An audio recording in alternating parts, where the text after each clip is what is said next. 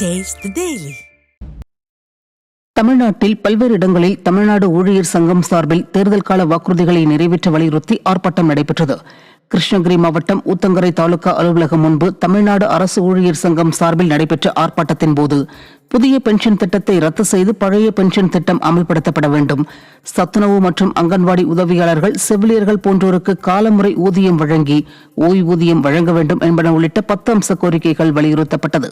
இதேபோன்று தூத்துக்குடி மாவட்டம், திருச்செந்தூர், வேலூர் மற்றும் திருப்பூர் ஆகிய மாவட்டங்களில் ஆர்ப்பாட்டம் நடைபெற்றது. தமிழக அரசு நிறைவேற்று தேர்தல் கால வாக்குறுதியை நிறைவேற்று பேசி அழைத்து பேசி மாநில நிர்வாகிகளை அழைத்து பேசி. தூத்துக்குடி மாநகராட்சியில் தொழில் உரிம கட்டணத்தை உயர்த்தக்கூடாது என அதிமுக கவுன்சிலர் வலியுறுத்தினார். மாநகராட்சி கூட்டத்தில் பேசிய அதிமுக மாமன்ற உறுப்பினர் மந்திரமூர்த்தி, கடந்த ஆண்டு வெள்ள பாதிப்பிலிருந்து மக்கள் மீண்டு வராத நிலையில் தொழில் உரிம கட்டணத்தை உயர்த்துவதற்கு எதிர்ப்பு தெரிவித்தார். மாநகர் பகுதியில் ஸ்பா என்ற பெயரில் நடைபெற்று வரும் சட்டவிரோத செயல்களை தடுக்க நடவடிக்கை எடுக்க வேண்டும் என்றும் அவர் வலியுறுத்தினார்.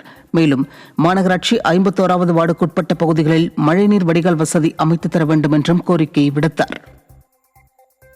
சிவகங்கை மாவட்டம் காரைக்குடியில் நடைபெற்ற கூட்டத்தில் திமுக மேயர் மற்றும் ஆணையாளரை கண்டித்து அதிமுக கவுன்சிலர்கள் வெளிநடப்பு செய்தனர். கூட்டத்தில் பேசிய அதிமுக நகர்மன்ற உறுப்பினர்கள், கடந்த 3 ஆண்டுகளாக தங்களது பகுதிகளில் எந்த அடிப்படை வசதிகளும் செய்து தரவில்லை என குற்றம் சாட்டினர். மேலும் திமுக மேயர் மற்றும் ஆணையாளர் அதிமுக மாமன்ற உறுப்பினர்களின் வார்டுகளை புறக்கணிப்பதாக தெரிவித்தனர்.